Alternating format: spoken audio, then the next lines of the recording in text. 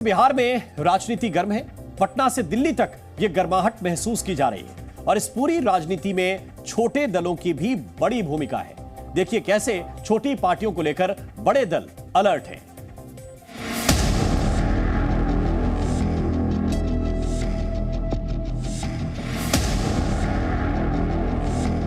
बिहार के सियासी अखाड़े में नीतीश की पलटी मार सियासत ने छोटे राजनीतिक दलों की उलझन भी बढ़ा दी है। एनडीए हो या फिर महागठबंधन, दोनों तरफ समीकरण क्या और कैसे बनेंगे, इसे लेकर परेशानी है। एनडीए की सहयोगी एलजेपीआर यानी रामविलास पासवान की पार्टी लोक जनशक्ति के अध्यक्ष चिराग पासवान आज बीजेपी अध्यक्ष जेपी नड्डा और गृह मंत्री अमित शाह से मिले। चिराग ने बिहार के राजनीतिक हालात पर चर्चा की, लोकसभा चुनाव की रणनीति पर बात की, साथ ही सीट बंटवारे को लेकर अपनी आशंकाएं भी बीजेपी को बताई।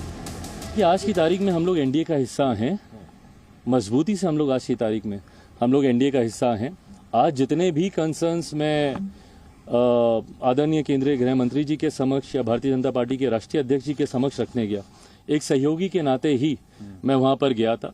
एक सहयोगी के नाते ही मुझे आश्वासन दिया है और आने वाले दिनों में जैसा मैंने कहा कि जैसे जैसे परतें और खुलेंगी, जैसे जैसे चीजें और सामने आएंगी, तथ्य और सामने आएंगे, उसके आधार पर पार्टी अपना।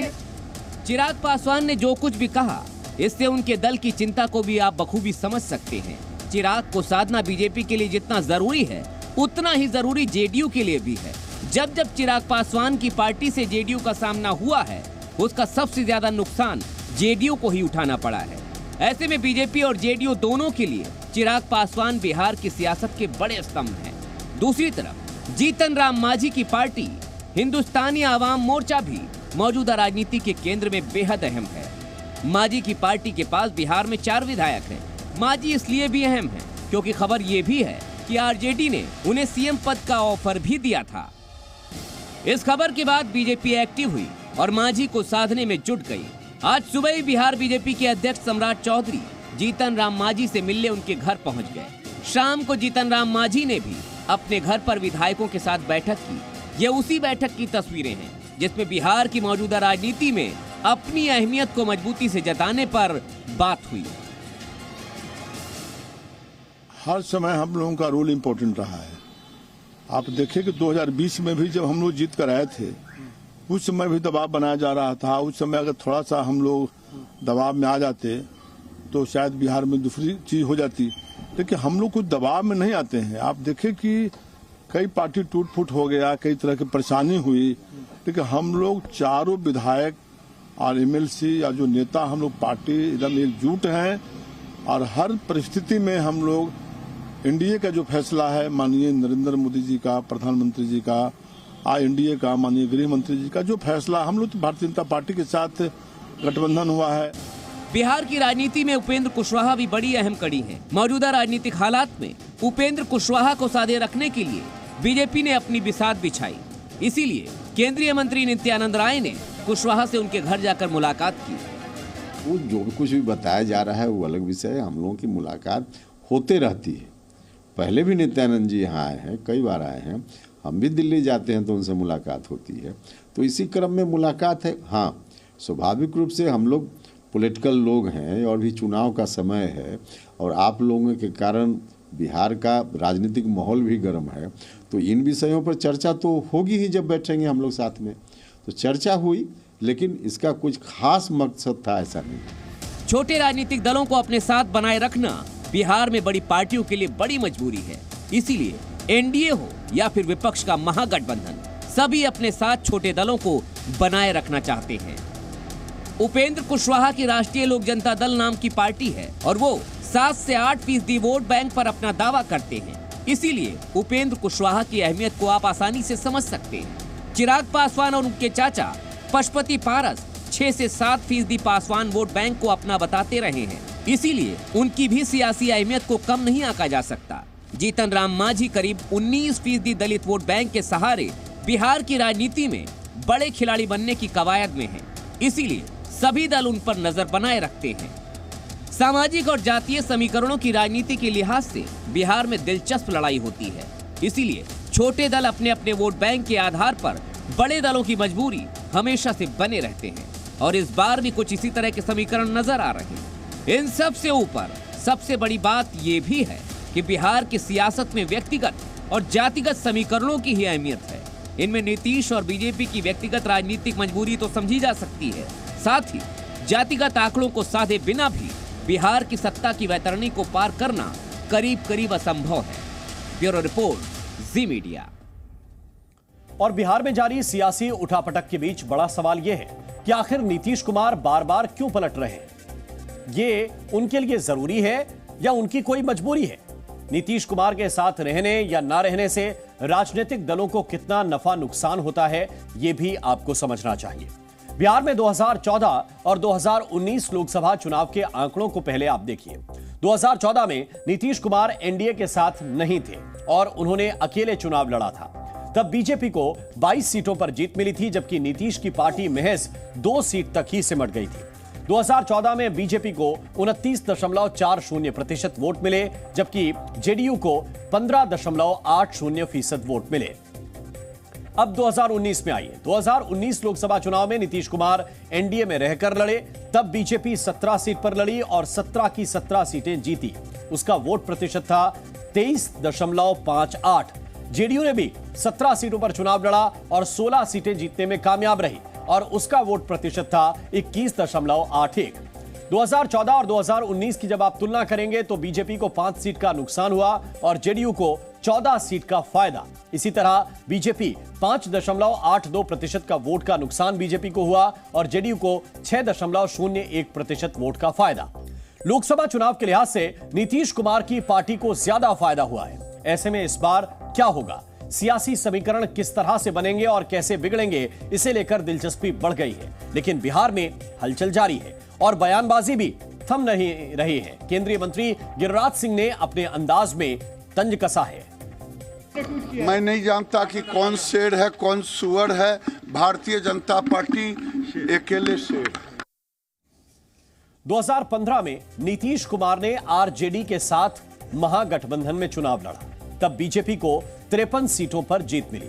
आरजेडी के खाते में 80 सीटें आईं और जेडीयू को 71 सीट पर कामयाबी मिली थी। 2020 विधानसभा चुनाव में नीतीश और बीजेपी मिलकर चुनाव लड़े। बीजेपी को 74 सीटों पर जीत मिली, आरजेडी को 75 सीटों पर कामयाबी मिली और जेडीयू को 43 सीटों पर जीत मिली। बीजेपी को 21 सीट का फायदा हुआ, जेडीयू को 28 सीट का नुकसान और आरजेडी को 5 सीट का नुकसान हुआ था। बिहार में सियासी पारा चढ़ा है और कांग्रेस की परेशानी भी बढ़ी है। आशंका है कि कांग्रेस के विधायक टूट भी सकते हैं और इसीलिए पार्टी उलझन में फंसी हुई है। वहीं बिहार कांग्रेस के अध्यक्ष इस पूरे मामले पर सवालों को टालने की कोशिश में जुटे रहे।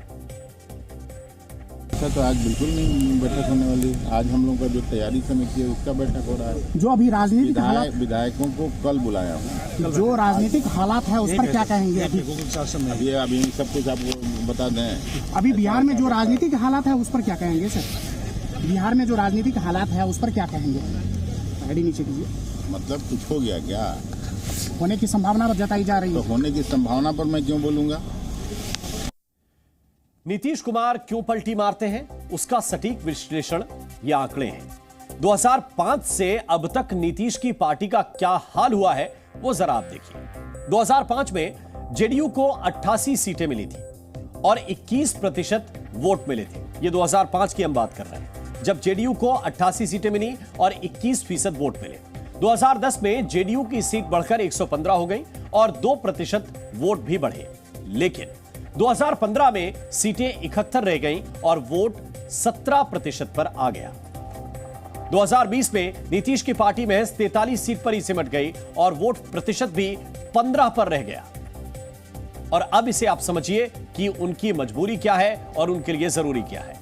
नीतीश कुमार बिहार के ऐसे राजनेता हैं जो जनता के हितों का बहाना देकर किसी भी पार्टी या गठबंधन से जुड़कर सीएम बन ही जाते हैं। आप बिहार का राजनीतिक इतिहास उठाकर देख लीजिए। नीतीश कुमार ने कई बार इधर से उधर और उधर से इधर छलांग मारी है। अब इसे चाहे उनकी मजबूरी समझ लीजिए या फिर उनके साथ गठबंधन करने वाले दलों के लिए वो जरूरी हो जाते हैं। आप कह सकते हैं कि बिहार की सियासत की ऐसी धुरी है नीतीश कुमार जिनके बिना बिहार की सत्ता का पहिया आगे नहीं बढ़ सकता।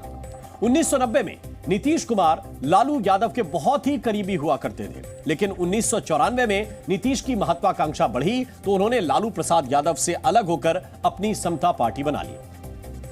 30 मार्च 2003 को जनता दल के शरद यादव, लोक जनशक्ति पार्टी के रामविलास पासवान और समता पार्टी के जॉर्ज फर्नांडिस ने अपनी पार्टियों का विलय करके एक पार्टी जनता दल यूनाइटेड बनाई।